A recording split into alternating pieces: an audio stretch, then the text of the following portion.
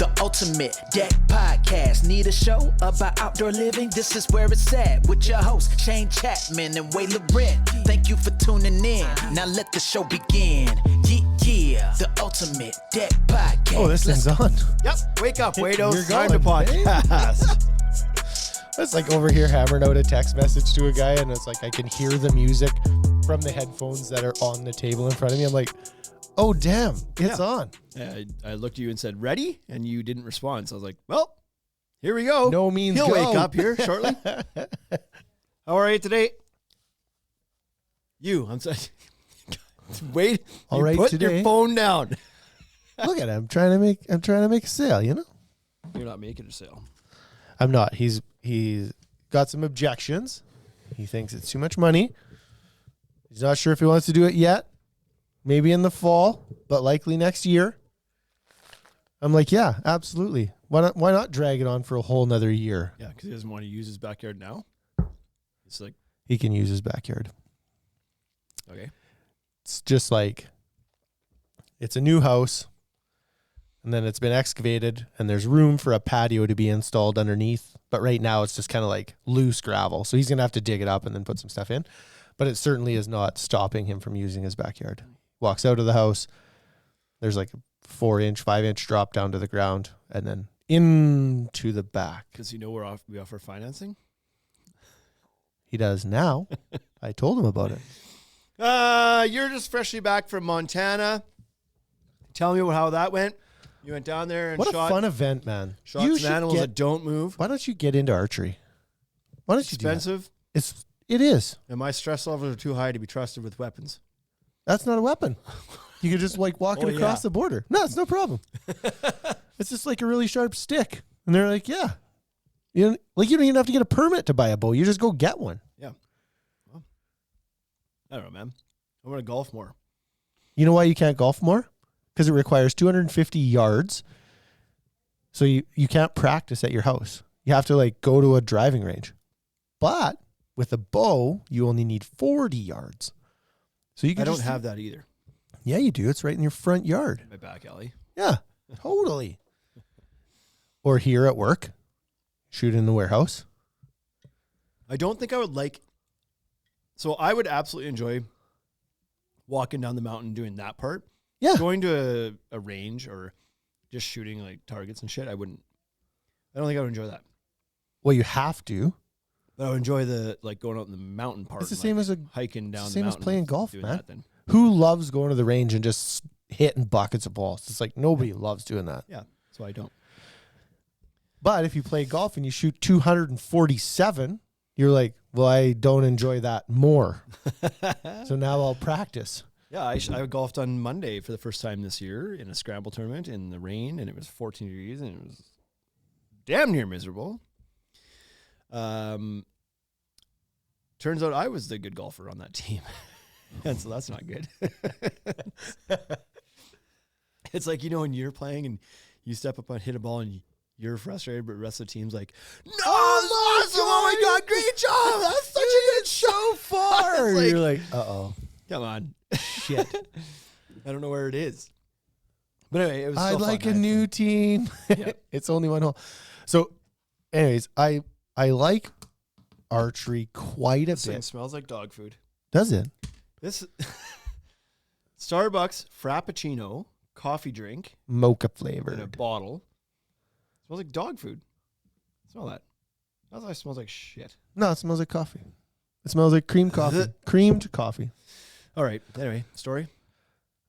So I like archery for very much the same reasons I like golf. It's like, it's a game of precision. Very sweet.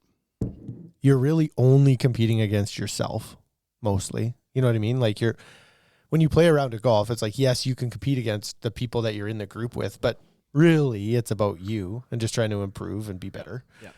And same with archery. So when you shoot these TAC events, you're just trying to be better for yourself. And it's like, is someone else out there going to shoot better than you? Yeah. But somebody's going to shoot worse than you too. And so like minor adjustments have. Did anybody shoot worse than you? Yeah. In your most group? days. Yeah, most days in my Do they group. have a leaderboard? Like at the end, you see where everybody is? No. You're just keeping your own score? Yeah. And it's all arbitrary. Like, so all these animals have an insert, which would be considered sort of like the kill zone or like the vitals. And then within that like outlined area, then there are rings that show which is even more accurate or which is even better, right? Right. And so there's kind of like a bullseye on every animal. And then, but what's really hard is you're 60 to 100 yards away from these animals. So you can't really see. You could like use your binoculars and zoom in. And you're like, oh, it's right off the back leg or whatever. And then you shoot and you try and get as close as you can. But really, you're just, like, I'll be totally honest, you're just trying to hit the animal. Because if you just stop my arrow anywhere, because if you miss, the way they set these courses up is there's like piles of rocks behind them, or there's trees all around them, and so if you don't hit the animal, you break the arrow. Yeah, or you stick it in a tree and you can't get it out. And so it's not bad losing golf balls, right? Because they're like, even if you're using a high end golf ball, Pro V1, you're like, I only hit Pro V1s. They're $7 a ball. But you can find them on the golf course, and then you can hit other people's $7 golf balls. No problem. Mm-hmm. With an arrow, they're all like carbon and fiberglass and stuff. If it ricochets off a rock and is bent, that it is over. You cannot shoot that. You could try to shoot it again. But if it breaks when you're shooting it, what happens is all the fiberglass goes through your hand that you're holding the bow with. Doesn't sound like any fun. It's not fun. So, and all of the arrows have different like flexes, different spine strength. And so like I don't shoot the same spine that Tyler from Compound does. And so I can't use his arrows. So it's not like golf balls. You can't just find an arrow and be like, oh, I use this arrow now. They're your own. Every time you break an arrow, it's like $15 to $25. Yeah. Okay. And so adds up. Why are you trying to get me to do this? This is expensive. Yeah, but it's something we could do together. Fine. We could do it at work. You're telling me to be your friend, I got to pay to play? You have to pay to play to be a friend of mine.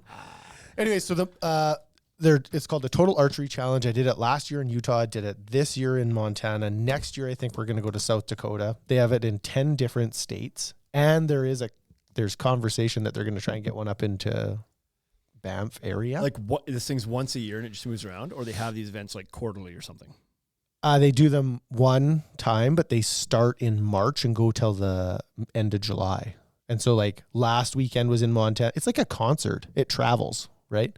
Oh, so it's like last a touring weekend, thing. Yeah, it was in Montana. And then this weekend it's in South Dakota. And then the weekend after that it's in wherever. I don't know where. Gotcha. Pennsylvania, Texas. So you just pick the one you want to go to. Yeah, whatever the dates work. Most of them are 3 days. It started in Utah. That's at the end of July, and that's a 4-day event. So, yeah, it's super fun. Did you? Speaking of Utah, you would love it. You would love. Well, maybe I should go shoot one time. Speaking of Utah, did you see the Utah's new hockey teams? I didn't see the name. Uniforms and stuff. I don't know. They don't have a name. Oh, they're going to be the Yetis. Utah They probably Yetis. should be, but unless of course the Yetis are offended, then they can't be. Right. They didn't choose a name, and they're going to play all next year without a name. And no, there's no logo. The jersey is just says Utah on it, and they're just going to be called the Utah Hockey Club or something like that. And then why would they do that? Exactly. They're like Utah. I got excited about it because I like this kind of shit. I like branding and marketing, right? And so all that Seattle stuff. Kraken comes out, and how great is that? It's like a super good name. The colors are awesome. Like when these teams change logos and stuff, I get excited about it. I was like, oh, I'm gonna go see what that's like. And so I saw this article. It was like Utah announces new uniforms. And I was like, oh, how fun! Let's go look at what that is. And I looked at it, and I was like, what is it? Scrolled down more. I was like, what the? Why would they even announce that as a jersey release? So they're just doing like black jerseys, Utah in front, white jerseys. I feel like it might have been dark blue with light blue Utah on it. I don't think they should use those colors. And I think then you should use purple and gray. And then they say they're going to choose a name and a logo and stuff like that for this season, for 2026. Ooh, how about this? Here's an opportunity to miss out on marketing dollars. Why don't you get jerseys and get everybody buying up jerseys? And well, they're probably trying to get them to all buy these shit jerseys, and then it's like, then after everybody's bought one of those, and they'll be like, okay, now here's a real cool jerseys and a name, and then they'll buy more of them or something. I'd protest. I wouldn't buy one of those jerseys. Why would you buy one of those jerseys? I wouldn't buy one. It just says Utah in block letters on it. Like, it's just dumb. That's pretty dumb. It's freaking dumb. I'd buy a T-shirt though. I wouldn't. Yeah, you would. Nope. Not until they have a logo. If you were at the game and you had too many Corona Zeros, you feeling loose, Yeah. get caught up in the hype of the crowd, then you'd be owning one. I don't know. Piss me off. It is really dumb though. I think it's I think that's a missed opportunity. Yeah. And they still have the opportunity to sell like a whole bunch of jerseys next year because they could just release the third jerseys, which every club They always does. go, oh, look at that. You're connected right to it. That's loud. Hey, Don't connect to Bluetooth. who is it? You should answer it. It's a It's father-in-law. my father-in-law. You should answer it. Put him on the pod. That would be funny. We should get on with this. God, I'm just in a haze today. You need to take Anyway. some. You need to microdose mushrooms. I guess that could be the answer. You have to pay to play to be friends with me. Let's go. Okay, this first episode that we're recording here today. Hey, doing back-to-back ones today? Yeah, I think so. I'm in town. Good. What did you do? Do you want to talk about your life at all, or just my trip down the mountain? I didn't really do anything. I don't remember what I do. So, I went to- was it Father's Day last weekend? No, that was Yeah. Was it? Mhm. Yeah. Okay, On the so I weekend did we that. just had. I went to Aspen Links for brunch. That was really good. You know what? That clubhouse is super nice. It is, and the brunch was delicious. It's really good because their golf course is pure garbage. Yeah, you don't need to golf. Just go to the golf Play the video games, play indoor golf, clubhouse. Yeah. eat food, leave. I don't think I really did much. So just that. It was great.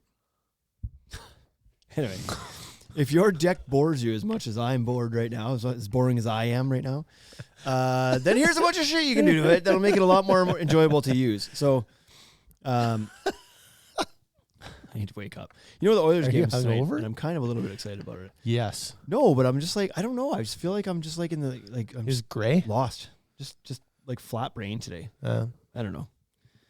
Hmm. Anyway, your deck sucks and you should enjoy it more. So here's some stuff you can do to enjoy your deck more than if you didn't have these things. Yeah. So, I really like this idea. You know, well, because it was your idea.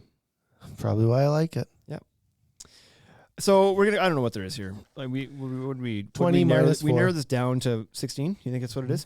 That's my guess. 16-ish things that you can add to your deck. That's just going to add to the ambiance, add to the appeal, add to the serenity of what your deck good should word. Hey, be for you. Yep. And it's just a way you can spend a couple $1,000s after you thought you were done spending money on your deck. So outdoor furniture.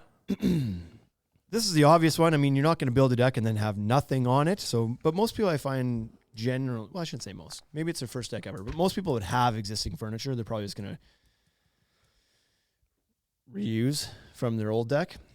But we also put in here, like, it could be part of the design plan right from the get-go. You could do some built-in stuff.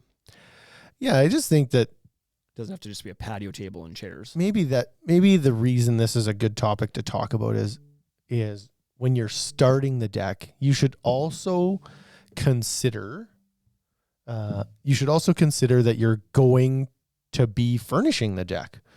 And so when you're talking about your budget and you're talking about your planning, it's like maybe you should just buzz through the couple of furniture stores and find out what you're going to buy, what you want, how big of an area you even need. Like if you're thinking, well, I want to use my deck for sitting around having fire and drinks and etc. Do you have any idea how much room is required for that? So maybe the reason this is good to have here is like, just consider that at the start. Are you using old furniture? Are you going to add new furniture? I know that a good furniture set goes a long ways. You know, it makes you want to be out there. And so setting furniture is crazy expensive. It's like $5,000, right? 5 to 10 grand. Like good, nice stuff is expensive for sure. I made the mistake of trying to cheap out a little bit on it, and I ordered it online, and it looked really nice, and the reviews are okay. And then I got it, and it was just like, it was so much smaller in person than I thought it would be. And I was like, well, of course it was. Like, I just don't think there's a way to get a deal on like a nice furniture set. It's just like, you just have to cough it up. Yeah. So I went and spent like $1,500 on this little sectional thing, and it showed up, and it was like, Eh. and now I'm not happy with it. Like, So you sure, don't I use saved it. a little bit of money, so I don't use it. Right. It's just been sitting there for years, fading. So it's worth it to spend a few extra bucks and make sure you're going to love it. But to your point, it's like when people are starting to plan their decks out, because this happens all the time with with folks. They come in and they're like, I'm going to build a 10 by 16 deck. And they've just pulled these arbitrary numbers out of their head just because that, I don't know. Oh, that's what everybody says I should have. Right. But they don't think about the function of it or what they're going to put on it and how much space that might require. Or they might just go out there and measure their table and be like, well, my patio table is only 4 by 6 or 4 by 8, so it'll fit. And it's like they don't account for the fact that the chairs need to go around it and slide out and be able to walk around behind it. It's like 10 feet is like not functional for anything but like a barbecue essentially. It's maybe a bistro set. It's got to be 12, right? That's what I tell everybody. Yeah, bare minimum. Get to 12. For a full blown like patio table and chairs, yeah, you need at least 12. So that's things to consider. But adding furniture to the deck, obviously, a deck is nothing without the things that go on it. It's just a flat rectangle. It'd be like a living room with no furniture, like right. Yep. So you gotta light it up. So that's right. Buy some good furniture. It'll draw you out there. It'll make you want to be out there For sure. Yeah. So it's worth it, I think. Another one is adding lighting. So there's lots of lighting options out there now. If you're going to do something that's hardwired in, which has a lot of pros and maybe a few cons, but a lot of pros to hardwiring your lighting in, that's got to be something you kind of usually better to plan to do at the start, like when you're actually building the deck. It just makes things easier. Not that it can't be done later. In many instances, it can totally be done later. Yep. But just a lot easier to do it while you're building the deck. Yeah, to run that totally. cable and drill the holes and everything. It's just like sometimes it's just easier to do it now, especially if you're running it through your railing. Yeah. Because could you do it later? Yeah, but then you have to undo work to go back. Yeah, so it's just better to do it start. But you don't necessarily have to do hardwired lighting. There is solar options out there. Or I just like, there's just some of the solar stuff is not good, you know? Like you pay quite a bit for it and photo cells. Some stuff is good. Like LMT's got a bunch of really good products. It's just like, how do you know what's good and what's not? You don't. It's tricky. You listen to a podcast and they tell you LMT lighting is good. But there's also options around like that, that don't, what am I trying to say? Like just like fixture type thing. I don't know. Those would both either be wired or solar though. What am I trying to say? Yeah. There's no other options. You either power them off your grid or you power them off the sun. I don't think there's any other. Yeah. That's all I know of. Like maybe you could get a little uranium mine going in the backyard. I think what I was trying to go with that is like, you don't have to necessarily hardwire this thing into your deck and you don't necessarily have to go solar. You could take some sort of plugged in solution. Yes. Like you go buy a pack of patio lights from Costco or something and you Correct. hang it out there. It's like, it all adds to it. Like that's not as convenient because you got a cord draped to a plug in somewhere across the window of your deck, but it's still possible. It's But anyways, really lighting funny. is We have some of those lights. Rhonda has some of those lights in her backyard, and they like leave from her, like it's tied onto the. So the deck has a roof over it. It's a covered deck, and the light is wrapped around one of those columns and then goes out into the yard, across the fence, and then back to the other side of the deck. Yeah, it's just so nice. And like I turned them on the other day for I don't know what was going on. I went out there to pick some stuff up, and I turned them on, and she was standing in the kitchen. And it drew her outside immediately. She's a moth. She walked out. She is a moth. She walked outside and was like, man, I just love these lights so much. And then sat down on her couch. Yeah. That was it. What'd she spend? $50? Yeah, set? that. It's $100 maybe. So lighting, it doesn't have to be expensive, but man, it sure makes a huge impact. Huge. The dollar to wow factor ratio on that is pretty significant in a good way. So add some lights. Planters and greenery. Lighting, I would say, is the biggest impact that you can do for evening use of your deck, like for nighttime use. Maybe only beside like fire, but we'll get to that. Yeah, it's also a safety thing, right? So it's always good to have some soft lighting in there as it gets darker or whatever. Yep. It's such a good... And planters and greenery, I think, are one of the most clutch pieces for the daytime enjoyability of your deck. Yep. I'm absolutely not a green thumb, and I'm not a guy who's like, I need to have plants in my house. I need to have plants in my office. And I'm not that guy. But I kind of wish I was, because when I come upon those environments, I enjoy them. Yeah, you're just like, it's so nice here. Right. Like when we go to Fraser's backyard, I was like, oh, this is awesome. But I would never do it myself. I find no joy in shopping for plants and planting things and taking care of plants. Right. But the spaces are pretty Once cool. it's done, though. Right. Yeah. It definitely just softens everything up, brings you closer to nature. That's how I feel like about- there's something emotionally, like chemically with plants in humans. Oh, yeah. Maybe. There could be. Have you ever seen Avatar? Nope. Oh. Well, It's like that. next point then. I feel the same way about cleaning as you do about plants. I don't You love like. to walk into a clean area, but you don't like to Right. clean the area. I hate it. Sure. I hate cleaning. Same. When I walk into a house and it's like quite nice and tidy, I'm like, well, I like this area. Yeah. Make yourself at home. Shade solutions. This can be done through a variety of ways. You like umbrellas are pretty common for just like temporary moving around type solutions. So that's an option. You can also do. Given the wind we've had for the last Yeah, 2 God. months, it could move right over to your neighbors. Yeah. You could move the umbrella right off your deck. all the way down. The weather's been such garbage so far this spring. It's frustrating. Retractable awnings, pergolas is kind of what looks the nicest, and if you can plan that to be part of the deck and not just this added on. Man, I feel umbrella like we're afterwards, but- having just this crazy run on pergolas this year. Really? I really do. So I walked in today. I was just out and was at a site, put some piles in, and then came back, and there was a contractor, Johnny Whip, was downstairs, and he was pricing out a pergola with Fraser. And like we've done 3 or 4 in Saskatoon this year. We've done a couple steel ones in Regina. We've like. Is it the landscapers that are doing them, or is it? It has to be. Everybody. Like, Well, is that Tyler? No, like Tyler's done a few. Yeah. In Saskatoon, he's Yeah. not a landscaper, but maybe we got Peregrine's done a couple. So there's got to be some landscapers that we brought in. Pergolas are absolutely underrated. They're Not many so people nice. think about doing them, and some people don't get it. So they don't get what the purpose of it is. It's like, does it keep you dry? No. Does it give you shade? It depends. Kind of. But more than anything, it's just defines and cozies up a space. I got And that's really nice. I need to show you this picture of it. And great spot for you to grow your greenery if you're going to. But you can also accomplish it with other things like shade sails. You can draw, like we sell just the shade sails that like they're squares and triangles, and you tie them off to like certain things and they Yeah. can provide good shade. And so those are awesome for out at the lake too. This is something I have failed on in my backyard. Like I've got this nice little deck and small little backyard, and it's all very like functional and nice and whatever else. I've got no trees and I've got no shade back there. I have an umbrella, so thankfully, but it's like I need something else. That's really nice. Is that compound? Yeah. Well, it's Purvis. Like we did that. He built it for us. Oh, nice. Yeah. Isn't that Yeah. so nice? Like picture that deck without that pergola now. I know, it's and just without like, that privacy wall. Like it's like it, and even the use really of the wood with the Opposites. composite just like warms that whole thing up. Like it looks so nice. The people at home don't get to see it. You don't get to see it, and that's okay. Outdoor rugs. So this is a funny thing. Don't just put any rug on your This is a funny thing. composite deck, because some of them can chemically react to the plastics in your decking and turn it yellow. Just like grandma's place, when you used to have the kitchen mat in front of the sink and then it turned your linoleum all yellow. Yeah.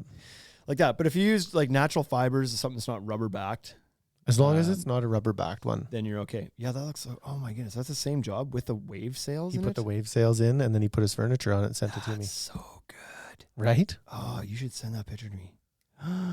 Just click the button, send it to yourself. And he's got the furniture, and he's got the fire. Like this is the conversation we're having right now. I know. Has he got lights in here somewhere? He does on his stairs. God, All this his guy did steps it and- right. He did. That's really good. So the homeowner put the shade sails in themselves, or what? Like they just went up and they removed them? Or I don't know that for I sure. thought you meant like he added it afterwards, but No. there's- Like that looks so good. he may have done it. He purchased this sails That was a managed install. from us. Yep. Oh, sweet. But I think he did the wave sails. Send me those pictures. Outdoor rugs. So again, that's not true. There's a small functional purpose to them, but I think more than anything, again, they're kind of like just a zone, like a partition. They kind of like give you the impression of like a usable area. Yeah. Can define an area a little bit. But there is a side benefit of they generally are going to save your feet from hot decking if you got decking that gets hot. The rugs can help with that. Yep. So if you have, if you got kids out there, if your decking is darker colored composite and gets quite warm, and you have kids that like to be crawling around on the floor and stuff like that, then a rug can help to make it more usable when it's maybe too hot. There's certainly decking out there that avoids being as hot, but if it's hot's too hot. late for that, Hot's a hot. simple rug Yeah. can help, right? Even the ones that avoid being hot are still hot. Like Yeah. Fire pits or fireplaces. This is one of my favorite things too. This is also something chemical that happens to people's brains when they stare at fire. So I feel like that's what I'm doing right now. we've talked about this. Like I feel like I'm staring at fire. You know that feeling? Like in one of my yeah, Your but I don't brain make that turns sound when I off. look at it. Yeah, inside you do. It had to have been one of my psych classes that I took in university, but somebody told me that the reason people do that you become That is that the flame flickers at the same speed that your synapses fire in your brain, is what I was told. I remember you telling that before. I don't know if Sounds that's like a bunch of bullshit. right. Totally does. I don't know I'm where just I kidding. got that It could from. be totally it. It might be, but There is I'm not something saying mesmerizing no. about it. I'm I not don't saying know. no, but I it's know like what it I agree. When I am around a fire, why that happens to me. Yeah. I end up Happens to everybody. staring for too long. You go camping, there's 80 of you standing around, nobody's talking, everybody's just Right. zombie mode into the fire. It's Yeah. like, why? What does it do? There's something there. Fires are so good. And But there's then no doubt that it creates ambience. ambiance. The new ones are so fantastic, right? If you're using a gas one or a propane one, they're just like click, punk, push Yeah. a button. It's running, fire's going, no smoke in your eyes, no. 100%. And then when it's all over, you just put the little lid back on top and off Yep. you go. They're pretty slick. But they also add lighting to it, right? They give you the same effect of the lighting. Yeah. And it dances. So that's fun Dancing lights. too. Water features. Fire and water is another thing that can be mesmerizing. Maybe people don't stare at it as much, but the sound of it. Puts you to sleep. Yeah. You're staring at the Talk about fire. serenity. Stare at the And- fire, listening to water. Out you go. Just piss yourself everywhere. You have a sign on your deck that's like, careful, I'm going to turn on all the features. Yeah. If you're like my other customers, Buy water-resistant patio furniture. you're going to. So water features are pretty cool too, and so some they don't necessarily need plumbing. Some of them have like self-contained little reservoirs and a pump, and it just like circulates water through. Yeah. So like something small like that you just pick up at a landscape shop or, like I said, Costco. Throw it in the corner of the deck. Right. Like such a simple little thing can make your space so much more enjoyable. A little bit of greenery around it. It's like Serenity Corner. And a frog. One frog. One frog. So I Who's watched. I saw a video. Constantly calling out for other frogs until you kill it because it's so loud Oh, you this can't is what sleep. happens here. So I saw this is what happens in everybody's backyard. I saw a TikTok and it was this guy had discovered, he went out one day because on top of his fence post, he saw something on the fence post and he didn't know what it was. So he went to go see what it was. And it turns out it was this little frog sitting on his fence post. I was like, how'd he get there? Yeah. But I think that it was like must have been like a vinyl fence post that didn't have a cap on or something like that. So the frog would crawl down like inside the fence post and it was like living there. It was like day after day, the frog would come crawling out of the fence post, eat its bugs, whatever, and then go back and crawl inside the fence post. So this guy had a 3D printer and he started printing accessories for this frog. So he like put a little shade on top of like a little pergola essentially on top of the fence post and like a little lounging area. Yeah. Then the frog come out and hang on that area now because now it's shaded. And then gradually he kept adding accessories on. He's like, well, I should make a bridge over here to a little pool for the little guy. And so he like went along the top of his fence rail. Yeah. And he ended up building like this, like, I don't know, 8-foot long theme park for frogs. And other frogs started moving in. Eventually he had like 6 or 8 frogs that started living on top of his fence in this like theme park for frogs. And then he started getting, I can't remember what else started moving in there. Some other type of bug, whatever. But it was like, or something he thought was going to like maybe attack the frogs, but it wasn't attacking the frogs. But anyways, these two creatures started living harmoniously in this world he created out of his 3D printer. It's fun. I also saw a video yesterday of a guy that caught a fish and he opened it up and felt the stomach around. He's like, oh man, I think I know what's in here. And he opened the stomach of the fish and squeezed it out and it was a little turtle. This fish had eaten like a little baby turtle, like whole. And they found out the turtle is like, it's alive. Oh, he just got oh, he's moving. And they try to like rehab it, whatever, and put it in a little thing of water and brought it back to life. Oh, weird segue. I'm not sure how we got there. That's strange. Anyway, water features. That's how. Because ponds. Outdoor kitchens. And one little frog. And one then little all the frog. other frogs come to visit. Yeah. He's standing up on top of his, Family of frogs. standing on his sanctuary, his retreat, and he's like, it's awesome over here. Yeah. you should come here. And then one frog came, and it was like, we got to tell all the frogs. Yeah, like what an experience. Makes me want to buy a 3D printer, just in case. Never seen a frog in my backyard in my life. There's tons of frogs out at the lake, though. My in-laws' cabin. We'll do it out there. I could totally do it. Fish where the fish are, man. Right. Outdoor kitchen. So this one's becoming more and more popular. Obviously, people are like, you already use your outside area as kind of like a living room in a way and a dining room. So now people are like, why are we Cooking room? Why are we leaving the door open with the air conditioner on constantly, in and out, in and out, in and out, in and out? Let's just do all the meal prep and outside. Like, silly not to. so now people are starting to add in the counter space and the sometimes refrigerators, and obviously your barbecues out there, and smokers and pizza ovens are becoming all the rage now. Yep. So you can create fully functional kitchens out there. You can get you can run plumbing to it, have little sinks, and like there's all sorts of stuff you can do out there now. It's a burgeoning market. Yeah. Of outdoor kitchen accessories, which is really fun. So, and yeah, I just like, especially like for us, we've got this freaking cat that just has this taste for the outdoors now. It's like going in and out to barbecue now is just like, it's a constant battle. Let it go. Let it go outside. I would love to. Somebody told me that cats aren't lost Kids, man. ever. If you see a cat roaming around, it's not lost. Yeah, I don't believe that they're lost either. It took off. Yeah, right. Exactly. It left. Yeah. It'll come back. Gotta I think there's a keep it song all about caged. it. What's the song? Cat Cat came back. Very next day. Privacy screens. Speaking of things that are all the rage. So Who can you tell me who's not manufacturing privacy screens right now? yeah, like Kraft, I think probably isn't, but that's about it. I couldn't even really be sure that they're I'm not certain of that. Yeah. You ever see those like brand charts where it's like who owns who in this world? And it's Right. like 4 companies own everything in the world. Yeah. Privacy screens though used to be like people would put up a wood post and some wood lattice, and they grow shit on it. Ugh. And nobody really enjoys that. But now you've got all sorts of privacy screen options. One of the most popular these days is the laser cut panels.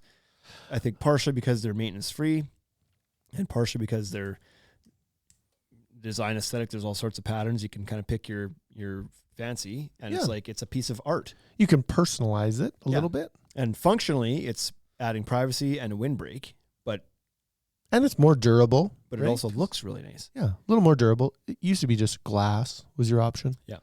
And like if you go back to that picture you just showed me a while ago, like that guy had privacy walls up on the one side of his deck, and like it adds such this That's a room. cozy vibe in there. He has a room Right, built it's on the back of his absolutely a house. room. Yeah, while still being outside in the gentle breeze and so good. Yeah. But privacy screens, to your point, could be done with glass railing systems. We have railing systems that are 5 and 6 feet tall Yeah. that you can put glass panels into. You can do the laser cut things. You can do a composite privacy wall with our Hoff system with the slots on the side of the posts. You could do a wood privacy screen, vinyl privacy. Like there's lots of options out there for it now. So yeah, and a great way to add functionality to your deck, if for no other reason than to block the wind and add the privacy in a city setting for sure. Yep. Entertainment setup. So you can absolutely. You should take this over because I'm gonna sneeze. It's coming. But No, let's just listen. We're gonna listen. Oh yeah, there it is. Bingo. So. Like you want me to take it over? It's like get entertainment stuff. Put speakers on your deck. Put a TV out there. Yeah. The Oilers are playing I tonight. was gonna say. You know what though? I would love to watch Like, the if Oilers you game were out on the deck. Imagine if you were a Winnipeg Jets or a Calgary Flames fan or a Toronto or a Montreal fan. Like you wouldn't be able to watch hockey in the summertime, That would be a foreign concept to you. right? You just you get the very first round of playoffs and then your teams leave. I heard a funny stat on a video that said that where Connor McDavid is right now for points, he's only, I think, 7, but sure. No, maybe he had already surpassed it. So is it 7 points away from Gretzky's record? 47 in the playoffs. But he already has more points in the playoffs. than Toronto. Like it would put him 5th in points on the Ottawa Senators team for their whole regular season points totals. What he has accumulated in the playoffs. Holy so far. Yeah, he would be 82 number games. 5. Like he'd be like a second liner on like These guys have 80 82 games. They play 82 games. Yeah, and I don't think there was a guy who averaged a goal a game. So they had like some guys that had like 74 and 62 and Oh whatever. my And so goodness. by the time you get down to pass number 4, he'd be there with 40, whatever. He's got 44 points or whatever it is. Right. Yeah, In 13 games, Right. whatever it is. Yeah. Pretty funny stuff. He is unreal. He is unreal. He is. Yeah. He makes other professional hockey players really, really good ones. Best in the world. Look pretty average. Look like. So if you had a TV outside on your deck, you could look up the highlight of how he undressed 3 Florida Panthers and then passed the puck over to Corey Perry to shovel it into the net. Right. You know, as I've been paying I attention think to hockey I more, could be a 50-goal scorer right? on his That's line. how Hyman is a 50-goal scorer. What's your job? Get to the net, keep Yeah. your stick down. Yeah, be a deflection target. But I like the more I've watched hockey. Like I used to watch hockey a lot when I was younger, and then I didn't care for years. Switched and now to that basketball. I've watched it quite a bit more now, the game's obviously changed quite a bit. But honestly, the game has gotten so freaking fast, and the goalies are so good now that it almost seems that. Like still, there's a lot of goals where guys pick their target and they shoot, and they're obviously insanely accurate with their shots Okay. now. Like when they That's bounce it part off of the inside of the pad. But the other half of goals now are just scored by just changing the angle of the puck, just deflecting it in from somewhere. Oh, You yeah. know what I mean? Like in that goal, for example, Corey Perry didn't shoot that puck. No, He just shoveled it. angled his stick and shoveled it towards the net, like just deflected it in. And that's like, and Hyman of his 55 goals, whatever he has, 48 of them were doing that same thing. Yeah. Like so often it's just like stick on the ice has never been so important Right. as it is now, where it's just like, be ready because somebody's going to get in deep with this thing and then just like whip it over at 100 miles an hour and you're just going to deflect it in. The ones I like are the creative shot locations. So it must have been last year that I saw this, and then I tried it and it worked, and I was just like, this is the craziest thing. When you shoot the puck off the goalie's helmet because they're crouched down and their head is there, and it's like, well, if I hit him in the side of the head, that'll go in the net. It'll just work. Oh yeah. And I did that once, and it worked. It's just physics. Like it can't. It was your own goalie in warm up. Right. That's how our team warms up. So, anyways, and then we saw that the other night in Game 5. McDavid came in and shot it off the inside of the guy's leg, and so I was watching it, slowed the play down, and I showed Dubsy. I was like, look like he shot this on purpose. This is absolutely on purpose. And so I showed him the angle. I was like, Bobrovsky's left leg was too far forward, and McDavid came down, saw that, shot the puck, hit his pad, and went in. I was like, that's not an accident. He did that. He absolutely did that on purpose. Yeah. What's crazy is he did it at 45 kilometers an hour. That's where it's crazy. Yeah. It's like everybody can do it if you get to stand there and shoot the puck over and over and over. Eventually you'll get it. You'll be like, oh yeah, I did it. But he did that at 4x speed. Yeah. The other thing I've noticed lately is not that, like we're on a tangent here, but whatever. Who cares? It's our podcast. Does anybody We do whatever we want. They all tuned out. I'm bored already. talking about this shit. I'm getting energy now talking about hockey. The other thing I've noticed is like they miss the net quite a bit nowadays. But but it's because you can't beat a guy without tucking it on the inside of a post. It almost has to ricochet off the post. Yeah, like half the goals scored are it's like clank and in because they're just like they're having to try to be so precise just to pick the like a half-inch spot to beat a goalie. That's right. Because And so it's like, yeah, you're gonna miss the net sometimes. they used to be like goalies used to be 5'5", 5'6", whatever. Now they're all like I think the shortest goalie in the NHL is 6'1". Yeah. Right? It was like starting goalie, shortest starting goalie. Yeah. They're all over 6. They're all 220, 230. They're all got massive gear on. Like just standing there, they occupy 3/4 of the net. Yeah. So now what? Now you got to shoot. You only have 1/4 left. They can move for most of that. Yeah. I was like, okay. So what? They can get to a half of that really easy. So now you got 1/8 of the net. And that's why all that deflection stuff is so important. It's like your odds of beating a goalie on a shot that he's watching is pretty slim. Pretty slim. But you just have to you have to be able to make that play happen faster than he can humanly move. Because the goalie's going to get there. He's going to slide across on those deflections. Just but you got to beat him by an inch. Yep. So you It's get like yourself NHL 94. So you get yourself a new hockey stick that flexes real good, and then you Right. shoot it at 98 miles an hour. NHL 94, or all the NHL games back then, was like the only way, or the surefire way to score was the one-timers. Yeah. It was like you come down the ice, didn't matter what you were doing. It's like just one-timer. Score. It's like, that's like the play now. That's how Draisaitl scores all of his goals. Ovechkin. And Ovechkin. Yeah. It's like they just brought NHL Stamkos. 94 to real life. And it's just like, I'll just stand here and one-time them all day long. Sure. Works. Works. And it works. Yeah. Yeah. OV is there. So entertainment on your deck. Yeah. So like this is stepping it up another level. Not everybody can afford to put a speaker system out there and a TV and whatever else. But man, like those that do, like we're all a little bit envious of that, are we not? You know what though? Like, let's talk about this. If you decide to put a pergola up there, and then you buy yourself some wireless speakers and you screw them to the pergola, what's a set of wireless speakers cost you? $200? Yeah, maybe. And it doesn't even have to be that. Like that little speaker I have in my office here, that Bluetooth one. Yeah. Just haul it in and out. Doesn't even have to stay outside. Put on your tunes. Whatever, you know? Right? And these There you TVs, like it used to be that you had to buy these exterior grade TVs, and they were like $8,000 because they had to be all sealed up and everything else. But as long as Yeah. it's covered from the rain, the TV's not going to be hurt just being outside. Yeah, obviously. Keep it dry. Bring it in the winter. Yeah, bring it in the off season when you're not using it, but it can stay out there. Sure. A regular TV, I mean. Cast to it, or it's smart. It's likely hooked to your Wi-Fi in your house. So the technology has come so far that putting these things outside is no longer difficult. Or do a little projector. Like it used to be that you would have to. Yeah. You'd have to wire it, and it's got to have like a plug-in There's with a your big coax cable, blah blah blah, right? Yeah. But now it's like you just need an outlet. Mm-hmm. Well, you've convinced me. Let's do it. Heating elements. Gonna get a little chilly sometimes, but you can add a heater out there. Side benefit of the fire table potentially, but if you don't have that, you can get like these radiant heaters that are meant for outside, or you can get the propane or natural gas like heater towers.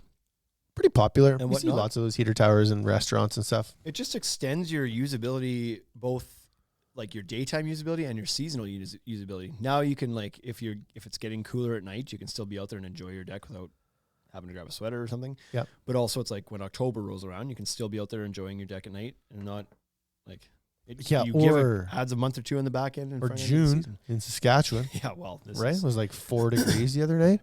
I have turned like, and I know that we have the AC on, but we could fix that. But I have turned my heater on in my office twice this month, and I'm like, this is insane. Why do I have to put my heater on in my office? And then the other day, I was heading to an event, like a networking event, and Stacy, my new marketing assistant, messaged me at like 5 o'clock. She's like, "Oh, I think I left my heater on at the office. I'm so sorry. Like, I should get back there and turn that off." I was like, "Don't worry about it. I'll swing by after my event." But it was like, why is this? Like, I'm not the only one that's running heaters right now in June. Karen's running a heater in Saskatoon. And then you got these people from You the can't south see and his the face. east It's mad. talking about all this. They're boiling because it's so hot out. And it's like, what the hell is going on? It's not even making sense to me. But I actually saw the map. They're under like a heat dome, and we're not. Like, we're on the edge of it. It's like southern Saskatchewan is covered by a hair, but it's like not quite as far as we are. You It's know like, our buddy Eric from Montreal? yep. I was messaging with him the other day. He's in Alberta. He was like out to the mountains and stuff to check out the world. Okay. And he told me that he was really enjoying the weather in Alberta. It was about 6 or 8 degrees Celsius. So he was like, that's really good. I love it. Because he runs hot all the time. And it was 45 degrees in Montreal when he left. Holy man. Right? I was like, burn it. Nobody should live there. 45 degrees Celsius. Was that 110? 115? Yeah, probably 115-ish. Yeah. Could you imagine? If I'd walk outside, I'd turn around, I'd walk right back inside. I'd be like, nope. Yep. Mm-mm. Yep. I could do 40. I could do minus 45 better than I can do plus 45. Oh boy. It's a true story. I can. I am more inclined to walk outside when it's more minus 45 Celsius than when it's plus 45. I don't know about that. You pick your side of the argument. I already know mine. Like, if it's plus 45, there's a chance I am still going to go outside and do shit. If it's minus, like what? like anything. Like, if I Walk had to go out to the and grocery store, I would still guzzle. go. At minus 45, I'm just staying inside. No.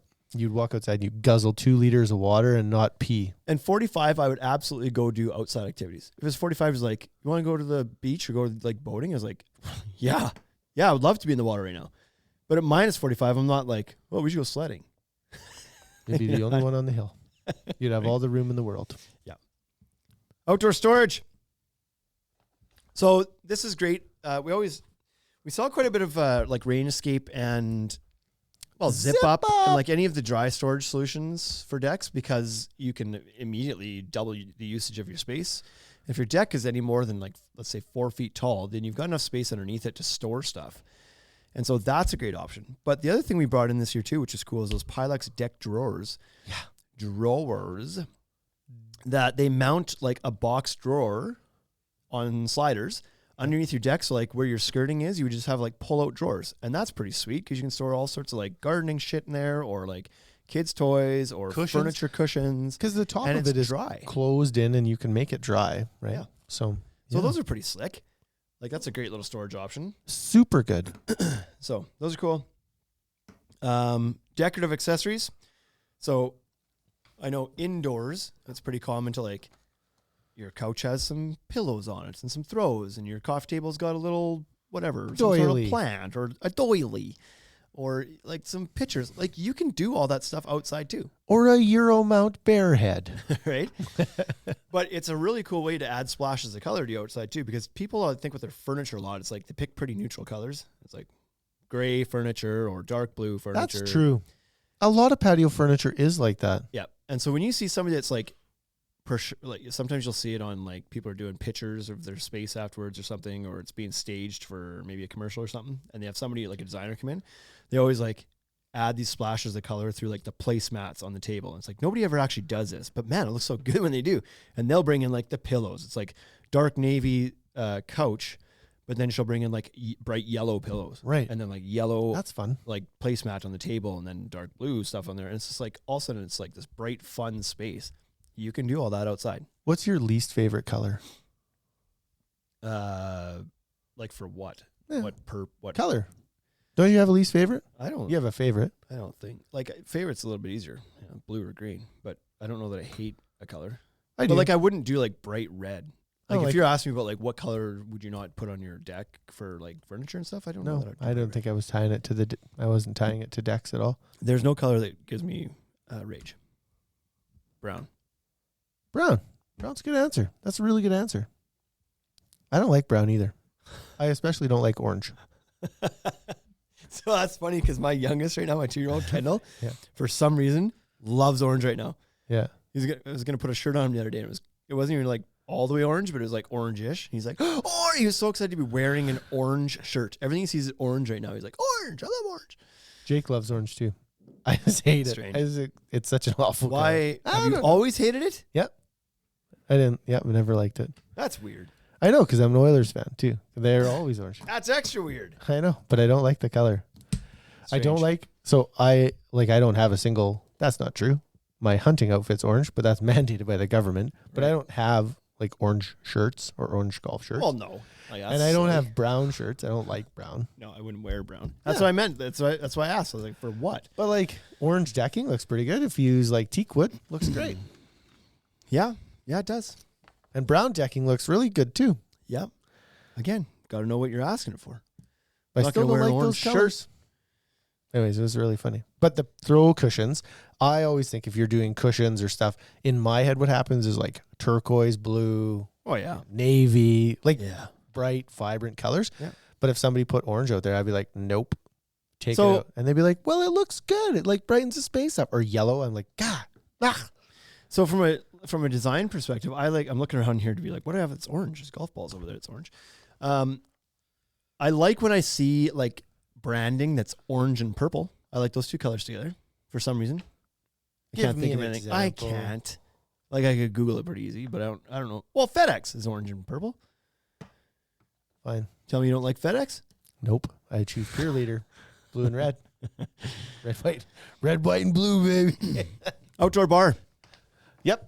Where? Let's go. These are easy because you can put little bar tops on just your deck railing. You can build a little bar top in there so you can pull up some bar stools to it. That's a pretty sweet way to implement that. You can put some bar countertops at your cooking area. So Who doesn't want a little spot like that to set your drinks down or to set a tray on? But I always like this when I was doing more like 3D deck designs and people were doing like a pergola, like a entertainment area kind of thing. Yeah. I always used to love putting a bar table built that would back their primary couch, like their primary furniture.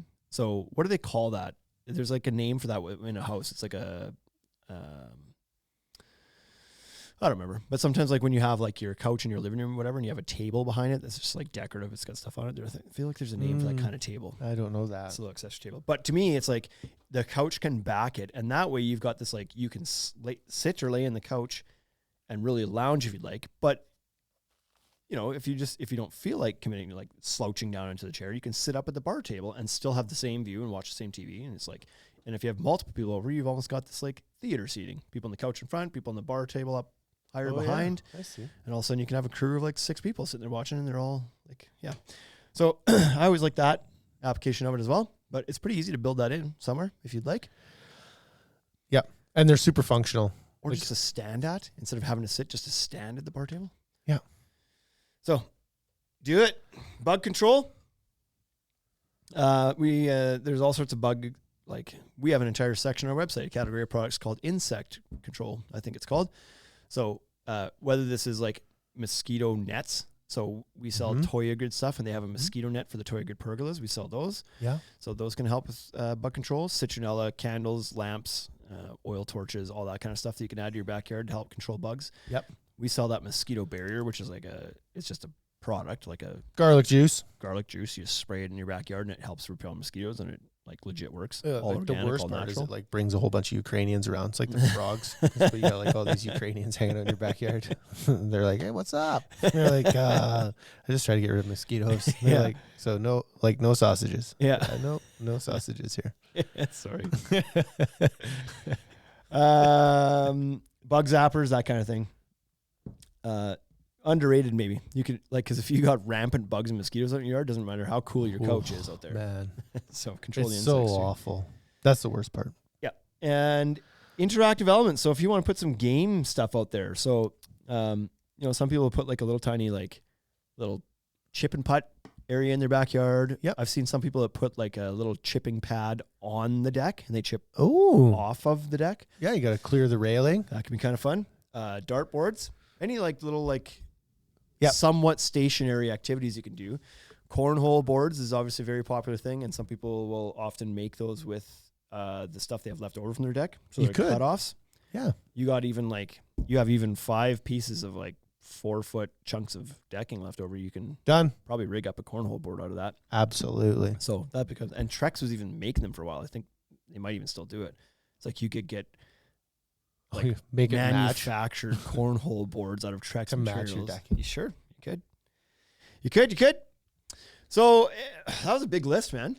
Is that it? We got to the end. We got I the think games. we did get to the end, yeah. Okay. So don't just build a deck and then expect it to be functionally fun and enjoyable. You got to add the things on it. You got to furnish it. Just like I said, you wouldn't build a house and not put furniture in there. Your living room is you're gonna add a TV and a coffee table and a couch and maybe a computer desk and all like storage for the kids' toys and all this stuff. And then in the kitchen, you're gonna have a table and you're gonna have chairs, and at the island, you're gonna have bar stools, and then you're gonna have like a air fryer, and you're gonna have all that stuff can also be outside on your deck and patio too. Makes me want to like change our sales process and then like tell people about all that stuff, right? But what would happen is we would never sell a single deck because all the deck packages we'd sell would be $31,000 and up. Yeah. Because we would talk about all the furniture and TVs and all that stuff, and then they go to Home Depot and they get a treated one for $1,300. And they'd be like, Yeah. I go to the deck shop, get $30,000. But then they end up spending almost all that anyways. But they didn't know. Yeah. Anyways, yeah. But plan for that too. Like you said Totally. before, it's like if you have $30,000 to spend on your deck, some people are going to go, "Oh my God," and some people, that's not a big deal. Don't shop with other people's wallets, but save some of that to accessorize and to add some fun and functionality to it afterwards too. Don't like burn every dime you have on the prettiest composite decking you can find. Yeah. Like this is dumb. I'm talking myself out of what we sell, but but I believe it because you should enjoy the space after you've invested the money into it. So yeah, do the $25,000 deck and spend $5,000 or $20,000 and spend $10,000 on furniture, and lights, and the smoker. Totally. And put the kitchen in. Instead of buying the $10 linear foot composite, buy the $5 linear foot composite and put the kitchen in the same price. right, and then you'll use it. Because the prettier composite doesn't add any functionality. They may have some features and benefits you like, Sure. but Yep. I talk about this all the time with lighting. I'm like, when you do a deck, it's like just go one grade less in composite and then put lights in your deck. Right. That's it. Yeah. Like I would do that. I'd make that trade every day, all day. or here's a life hack for you. We offer, this wasn't supposed to be a sales pitch, but this just dawned on me. It's like we offer financing through here. Yeah. And financing is done, like it's done as the category of loan, I guess, is like a home improvement loan or like a renovation loan or something like that, which generally has better interest rates than consumer product loans. So you go try to finance a TV from Best Buy, and it's gonna, like, you won't get as good of terms as you do on like a renovation loan, a home improvement loan. Right. So when you buy your building materials, it goes in as a home improvement loan. You can add a smoker and all sorts of this other stuff onto your loan with us. Like, we don't sell all this stuff, but the things we do have, you could put it onto the same bill and finance it all with your whole project and have some of those accessories taken care of on your loan. Right. At the interest rate of like what's considered a renovation loan. Yep. I think Fun times. 10%, right? 10%. Yeah. I think it's maybe gone up a little bit since then, but it's a far cry from the 25% your credit card's going to charge. Like, I think 13, I think it's at right now. Oh, I thought it was at 9.9, but I could be wrong. I'm not. I could we just be did too. the posters the other day. I could be wrong. Yep. It used to be, but like back when interest rates were 4% or 2%, probably it was likely 9. Now that they're 5 or 6, then now it's at 13. Yeah. So, anyways, still a far cry. Like a lot of credit cards now are at 28.99. Like, you'd be hard pressed to find anything better than 22.99. Wild. So pretty wild. So it's a lot lower than doing that. Anyway, that's what we got for you to make use of your deck in a better way. Just enjoy it. Like, you're going to invest in it. Get out there. Get out there. Put a little bit of stuff on it so you go there. Right. Okay, everybody. Thanks for tuning in. We'll see you again next week. Enjoy your summer. Hey, thank you for listening to the Ultimate Deck Podcast. Now you know what we're about. Check the site, come and shop. UltimateDeckShop.com. Hit us right away for sponsorships, or tell us if you want to collaborate. Let's go. Check us out on any social networks. Thank you for listening.